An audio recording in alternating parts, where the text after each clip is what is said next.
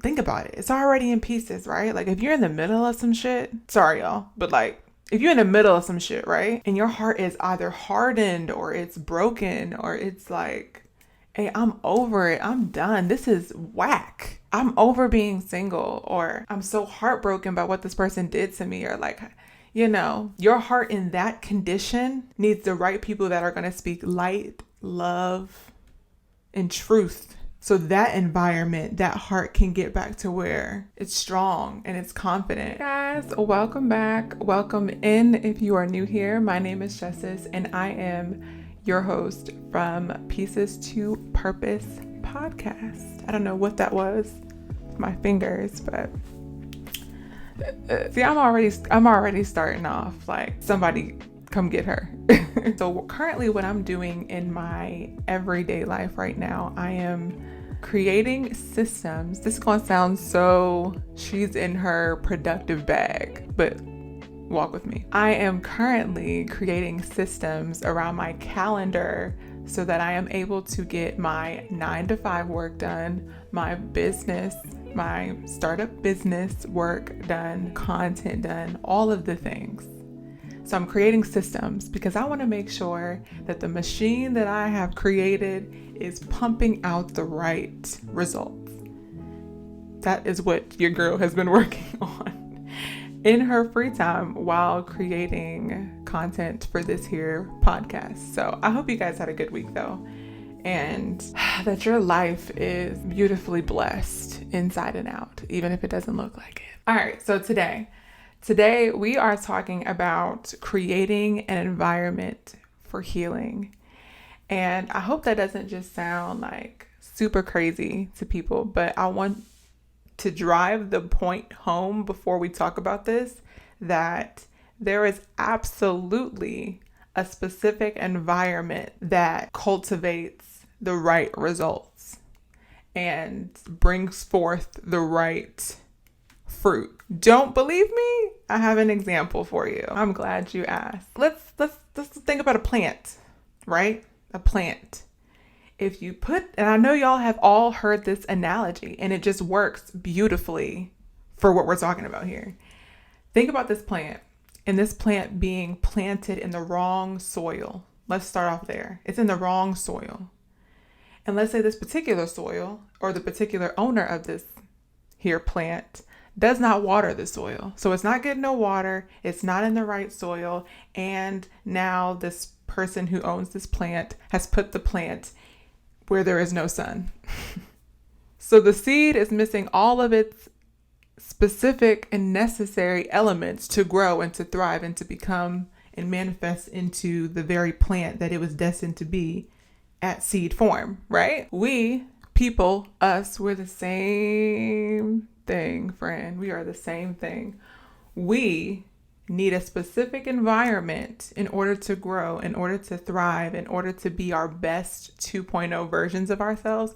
We need a specific environment. And so that's what I want to talk about today, what that environment looks like and how you can create that environment for yourself, or at least begin to, and at least look at your environment and what it looks like right now and say, we got to switch some things up. Like, this is contributing to me staying stagnant in my life and stagnant in my progression of like getting better and feeling better. So, and another thing that I want to make sure that I note is that there will be certain seasons where you'll require more than other seasons. So like now I'm thinking about myself, and when I go to therapy, before I was going to therapy every single week.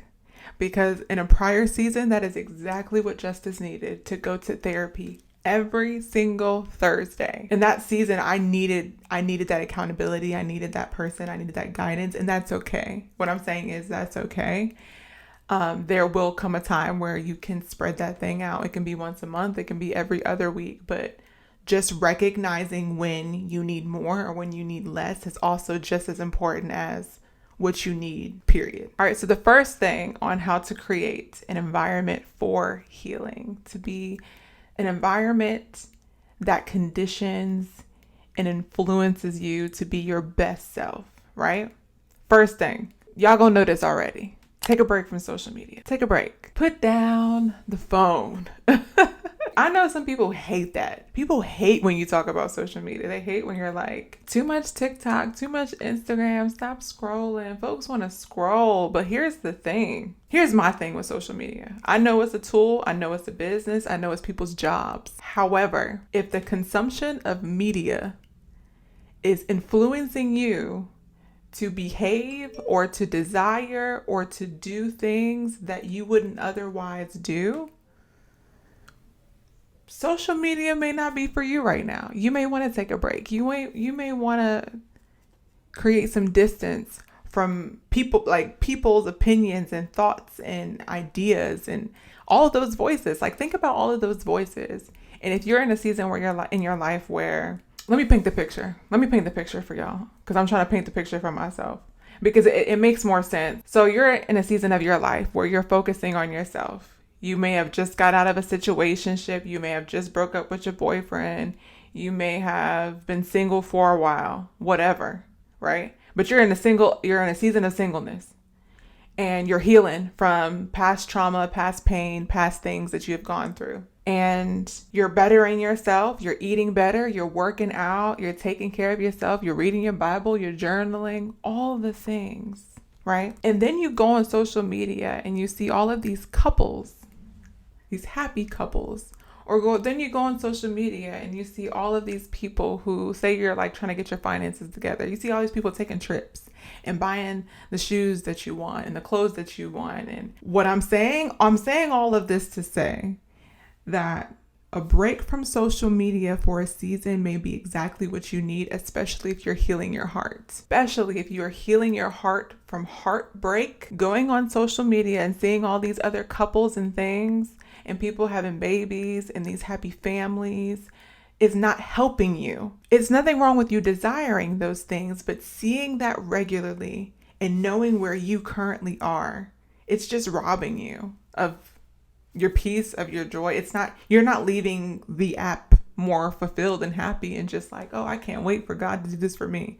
No, you're probably discouraged and impatient and doubting what's left out there for me. It's probably all of that. Take a break from social media. I think it's very important. I do it once a month now. Now I put it on my calendar once a month, the first week of the month, preferably the first week of the month. I am taking a week off of social media. That's it. A week. Don't let that be an excuse to you. Just take a break. Be intentional with taking a break and ultimately limiting the media as a whole. So not just social media, but TV and music. You'd be surprised the amount of consumption of media and what that can do to your mind and to your heart when you are trying to renew your mind, when you're trying to heal your heart, when you're trying to, work on yourself and build yourself back up. All right, number 2. I done killed y'all with number 1.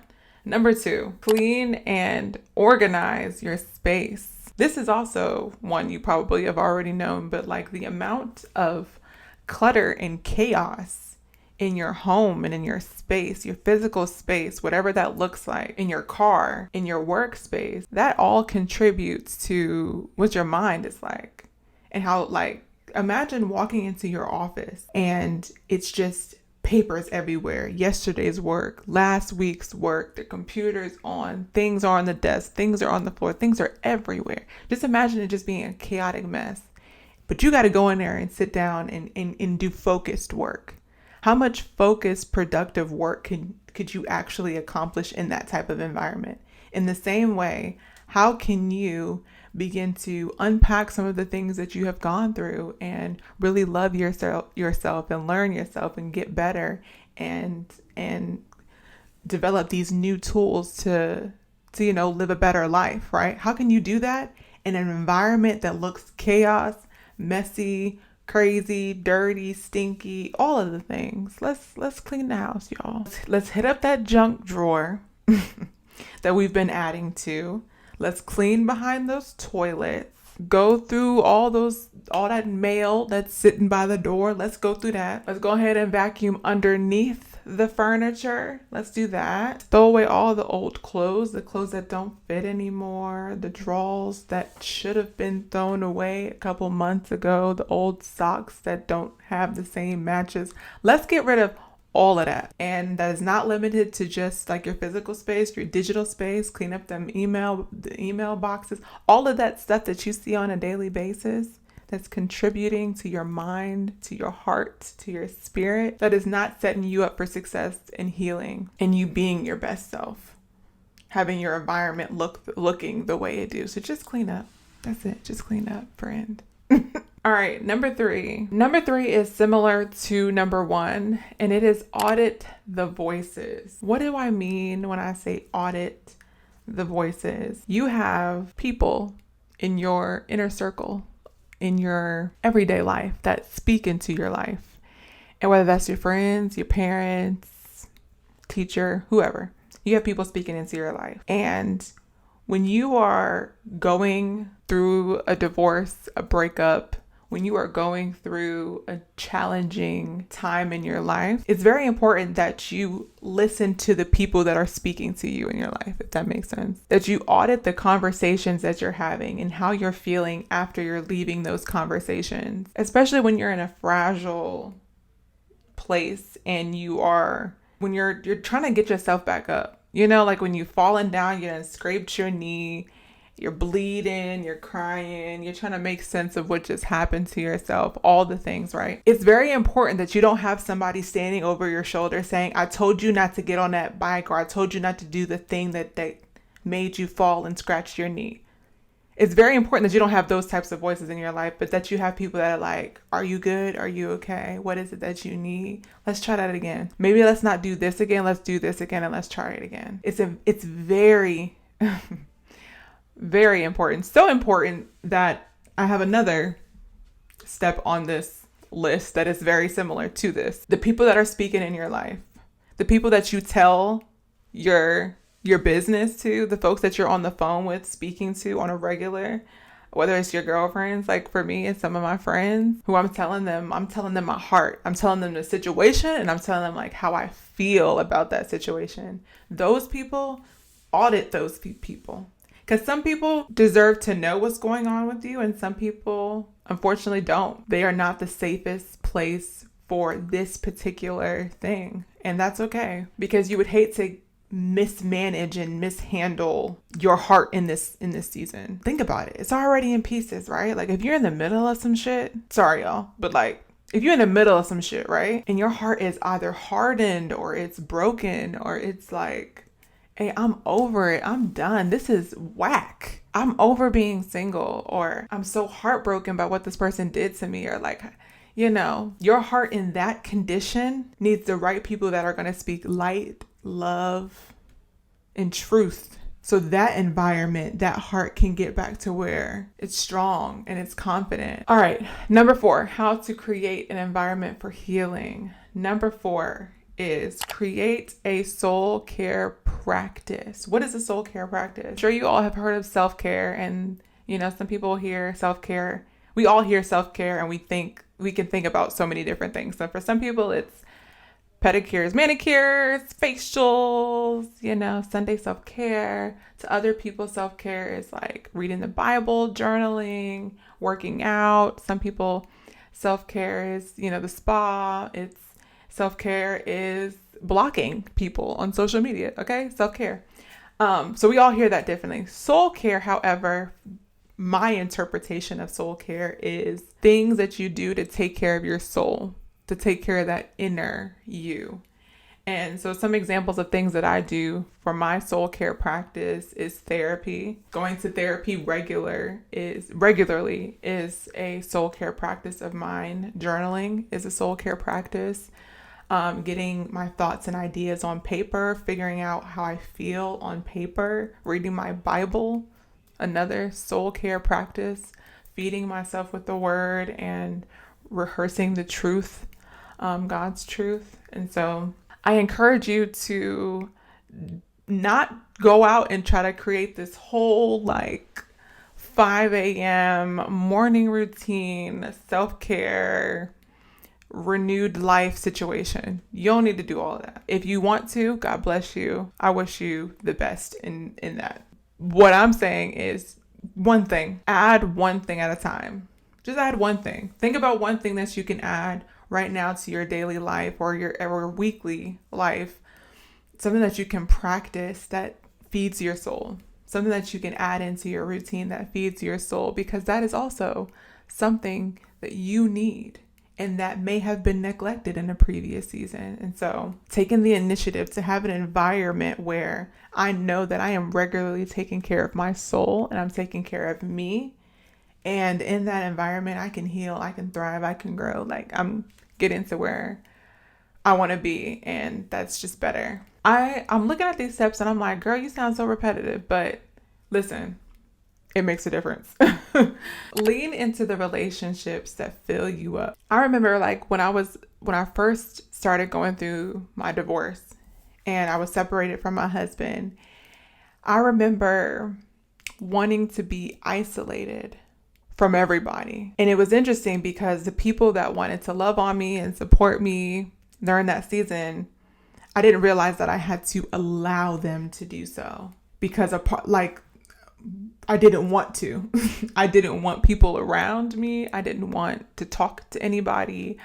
I wanted to be by myself. I wanted to isolate myself, right? What I've learned with going through that is not the best way, the quickest way, the easiest way, and the way that would best serve you is to not isolate yourself. Once I allowed those in my community in, that's when I was able to experience the love and the support, and I was able to lean into those relationships and be vulnerable, and them letting me know that there was still value and worth in me, and letting me know that there's still purpose in me, and that just because the relationship is over, that just as you're not over. Having those people and having those relationships in my life, I was able to baby steps little by little, because it wasn't like I wanted to be around people all the time, but it was like with every interaction that I had, it was a little bit more of a reason to just kind of keep going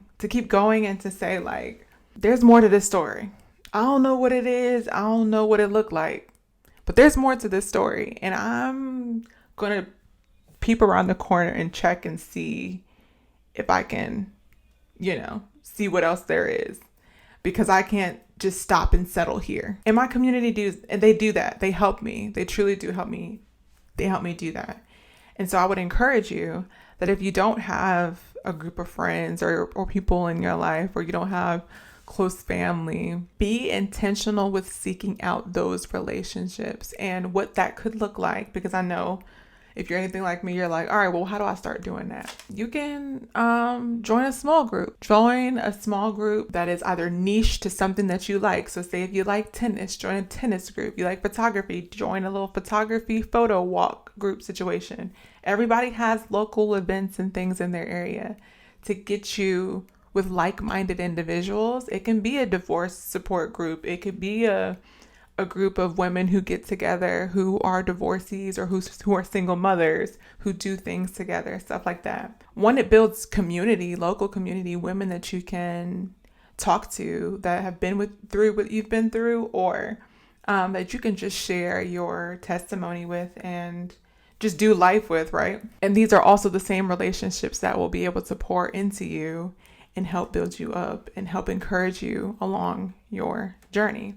And they can be they can end up being lifelong partnerships and friends. Like, you just never know. And so get out there and talk to some folk. Lean into the people around you that you can trust. So make sure you can trust them. Make sure that they're safe, because what you're handing to them when you're sharing your heart, and if you decide to share what you're going through with them or with these people, which you would want to if you want them to help you, you would hope that it's a safe place where you're not being judged or condemned for what you share. So make sure it's a safe space before you decide to move forward. All right, so we have reached the part of the show where I ask you all a deep question. I encourage you to go journal on your own time the question so you can get some more clarity. You can dive deeper in some of the things that we talk about here on the show. And also for you to learn a little bit more about yourself on the page, because I believe that with journaling, you truly do learn who you are in a more deeper way. You also are able to get more clear about your thoughts, feelings, and ideas when you have to write them down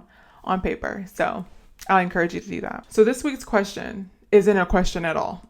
To choose 2 things that you're going to implement into creating your environment, your specific, unique environment for healing. What are 2 things you're going to take away from the things I shared today that you are going to implement? So whether that is you are going to take a break from social media and implement intentional time away. You're going to start auditing the voices. You're going to write down all of the people that are close to you and say to yourself, do I like the conversations that me and this person have? Do I feel supported by this person? Like, are you going to create a soul care practice and start working out? What is it? What is it going to be? And this week, let's switch it up. Let's switch it up. I know I just told y'all my little spiel on journaling the question, but since it's not a question, we're going to switch it up this week. Comment down below. So if you're watching this on YouTube, comment below what are 2 things that you're going to start to implement into your environment to start creating a more safe and warm space for you to heal. If you are watching this as a podcast, the audio, you could also comment. Hold on. Wait a minute. You can comment on here too. Comment below what 2 things you chose as well. I'm interested to see what you guys start to implement, and let me know if this is actually helpful for you. Any of these things that you try them and then you do them and you're like, just like, I cleaned up my space and it changed my life because now I can start working on that business plan I've been holding off on. That's the type of stuff I want to hear. Like, I hope this actually helps you move to that next level, and that hopefully some of these things can get you that little boost that you may be needing. So I've created something very special for you guys. So if you're anything like me, I love to take me some notes. And if you happen to be watching this or listening to this and you weren't able to take notes, I did it for you, friend. You're welcome. If you click down the link down below, you will see there is a free guide to how to get you started on how to create an environment for your healing. It is my hope that this guide helps you create an environment that encourages you to heal and grow and be your best self. Thank you guys so much for watching the show. If you enjoyed the show, I will encourage you to leave a review down below. It helps other people find the show, lets them know like you like the show and that they can come over here and like the show too. So if you haven't already and you're watching this on YouTube, go ahead and subscribe to the channel, because why not? We are a community of people who love to heal. We are a community of women who are confident, who are strong, who are bold, who are that girl, that woman, that boss, all of that. If that is not a reason to subscribe, I don't know what it isn't. I'm gonna leave all this in because your girl is crazy and I'm tired. I'm recording this at 8 p.m. Can we talk about that? I'm getting a little long-winded on this episode, but can we talk about that? I'm recording this at 8 p.m. We're gonna talk about it. Hold on. We're gonna talk about it real quick. Let's just for 2 seconds. 2 seconds. Give me 2 seconds. Before me sitting down recording this episode, I said, I'm gonna record today. Today was a day that I went into the office. I typically work from home. Today was the day I work in the office, right? So I know I was gonna be tired. Sat down right when I was about to record. I said, nah, I'll just do it tomorrow. And the reason why I was like, I need to record today because I got my face together. I'm like, look, utilize the makeup. Just go on camera real quick, record the episode. Outline was already done. I know, TMI. You're getting the full behind the scenes right now. I said, I don't feel like recording. But immediately I thought to myself, Just, what's your goal? What are we trying to do here? I just looked at the clock and I'm like, it is 8:27, but look, you just did that. You said you were going to record and you just recorded. You just did that. I'm just so proud of me right now. This is a I'm proud of you justice moment. And so I'm deciding to share that with you all because these are the moments that take you from like where you currently are in your life to where you want to be. When you say, I don't feel like doing something, but you know what? I am here anyway. I have a goal and I'm trying to like sacrifice. But mark my words, it's these moments where I'm going to be like, now you have everything it is that you desire because you decided to say yes and you kept saying yes even when you didn't feel like it. That's it. That's all. I hope you guys have a great week and I'll see you next week. Peace.